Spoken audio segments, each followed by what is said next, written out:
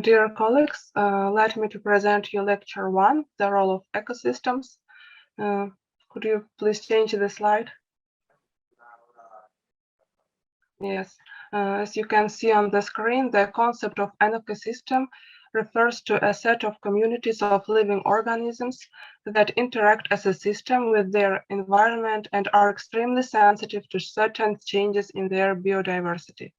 Every city in the world is located in, is part of, and benefits from the presence of diverse ecosystems within and around it. The concept of ecosystem services can be defined as the benefits that an ecosystem brings to society, improving the population's health, economy, and quality of life. Next slide, please. There are 4 main types of ecosystem services.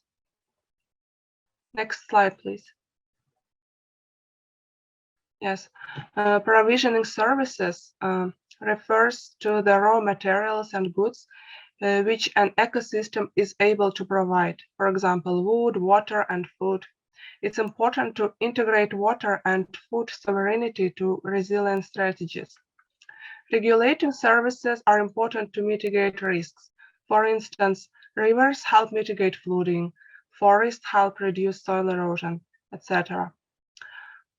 Cultural services include people's leisure time, culture, and the benefits that arise through interaction with nature, including mental health, children's development, ecotourism, spiritual connection, or creative inspiration. Supporting services such as biodiversity, physical territory, and natural adjustment processes contribute to the population's quality of life. A robust ecosystem is key to strengthening the resilience of territories and reducing climate impacts. Actions focused on protecting of ecosystems should be part of the resilience strategies. Now I would like to present you some good practices in this field. First one will be about a small village in the mountains area in Tajikistan. Next slide, please. During 40 years, the local community has been making efforts to restore soil and save from extinction local unique varieties of fruits, cereals, vegetables, medicinal mountain herbs. Now, the farming area is able to generate profits through the sale of seedlings and honey. As a result, it has been able to build a large handicraft center and a training center.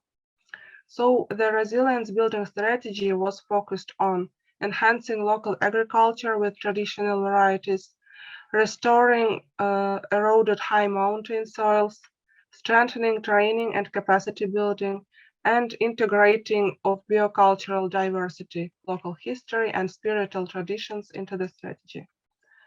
Next slide, please. Moreover, the protection and enhancement of coastal wetlands help to reduce climate change risks related to sea level rise and flooding caused by tropical storm events. In the city of Quy Nhon in Vietnam, the cost of restoring 150 hectares of mangroves is estimated at $850,000, mostly in the first 4 years of the total duration, 22 years. It is expected that through avoiding the impacts of climate change, mangrove restoration can generate benefits of $1.7 million. Next slide, please. And many local and regional governments are investing great efforts in restoring the rivers that run through their cities. This is the case of Green Corridor in Cuenca, Ecuador. After more than 17 years of continuous improvement and about $144 million investments, the Pollution Control Master Plan allowed to turn the Tomebamba River into a new green river with the recovered banks and network of cycle paths. The project solved 2 important issues relating to water supply. The first is improving the quality of water through the construction of 2 water treatment plants, and the second is achieving 85% drinking water coverage in rural areas.